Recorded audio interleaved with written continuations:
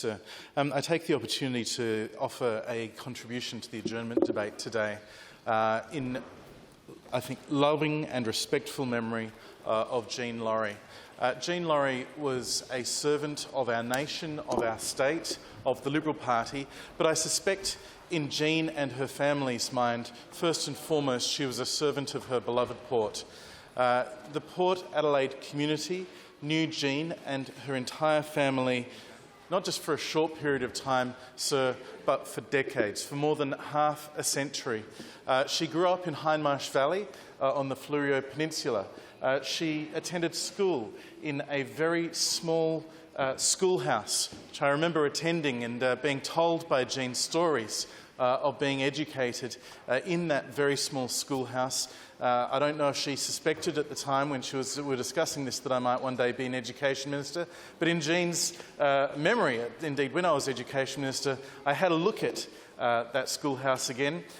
It didn't bear a financial representation worth reopening it, but you know what, for Jean it was worth a look. Jean served the Liberal Party, which is how I got to know her first and foremost, over many decades.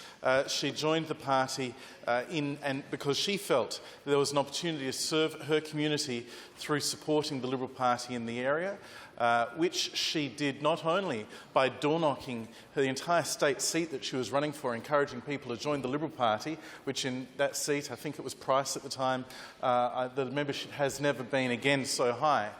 She ran for Parliament 7 times, which for a woman in the 1960s, 70s and early 80s, I suspect was a record, certainly for somebody who was unsuccessful but kept putting themselves forward as an authentic representative candidate to represent their community, someone in whom Liberal voters could vote for with confidence, knowing that if she had been elected, she would have served with absolute confidence and composure, compassion and ability.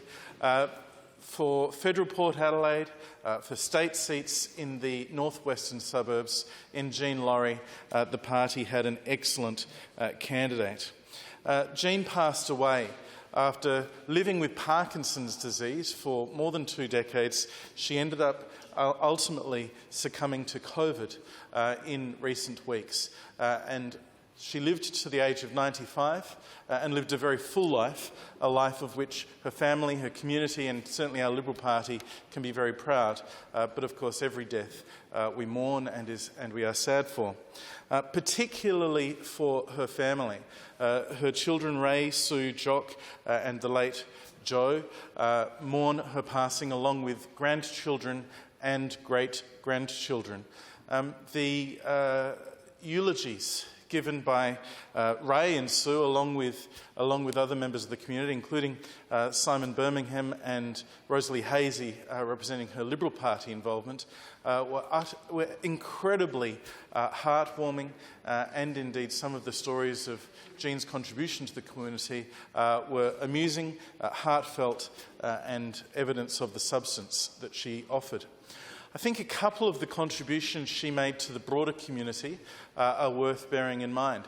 Jean was a founding member of the Banker Memorial Playing Fields, I think it's the Trust or the Foundation, and indeed in memory of those women who were massacred in 1942, I think it was. Jean committed herself and every year would attend the annual ceremony in their memory. She was acknowledged by the Foundation for that, and that was on display at her funeral. Also on display at her funeral was the life membership that she was granted by the Electric Light Cricket Association. The reflections of one of her former adversaries on the pitch were most amusing, and I think the contribution she made to women's sport in South Australia is significant. To the Liberal Party, the memory of her being granted a meritorious service award, which is granted to people in our Liberal community who have served the party with honour and dedication and go above and beyond, was indeed matched only by the fact that she was awarded a Distinguished Service Award as well. Very few Distinguished Service Awards are granted by our Liberal family. In South Australia, there's usually between 1 and 3 every year. I think there are some years where none are awarded, mostly to people people who have post-nominals and titles.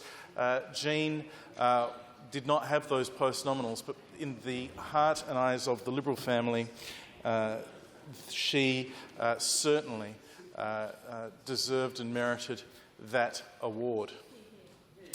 Jean's family will miss her greatly. Ray gave a beautiful speech at the funeral outlining what she had done across her life, the way she'd contributed to local businesses in the port, the way she stood up for her community, the contribution she made to, indeed, community life. Her daughter Sue, who was the member of the family that I know best, along with Sue's son Robert, Sue similarly has served the Liberal Party well, with many, indeed, I think again 7 occasions where she's run for Parliament.